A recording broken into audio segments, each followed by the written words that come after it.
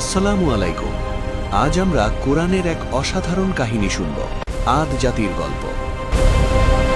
এরা ছিল পৃথিবীর সবচেয়ে শক্তিশালী ও দীর্ঘকায় জাতি, কিন্তু অহংকার আর শিরকের কারণে আল্লাহ তাদের সমূলে ধ্বংস করে দিয়েছিলেন।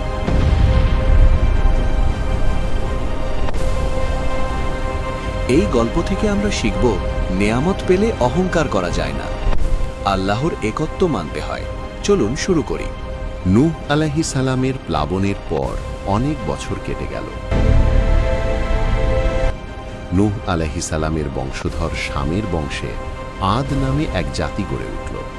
তারা বাস করত দক্ষিণ আরবে, ইয়েমেন, ওমান, হাদ্রামাউতের আহকাফ অঞ্চলে। তারা ছিল অসম্ভব শক্তিশালী, লম্বাদেহী।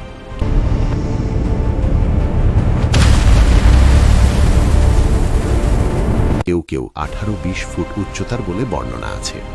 তারা পাহাড় কেটে বিশাল প্রাসাদ, স্তম্ভ ও শহর বানাত।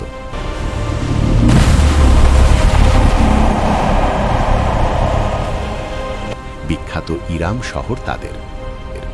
কোরআনে বলা হয়েছে, ইরাম জাতিল ইমাদ, যাদের মতো স্তম্ভওয়ালা জাতি পৃথিবীতে আর সৃষ্টি হয়নি।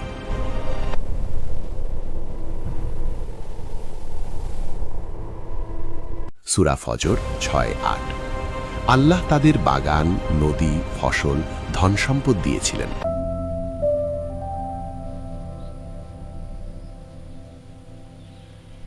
কিন্তু তারা অহংকারী হয়ে উঠল।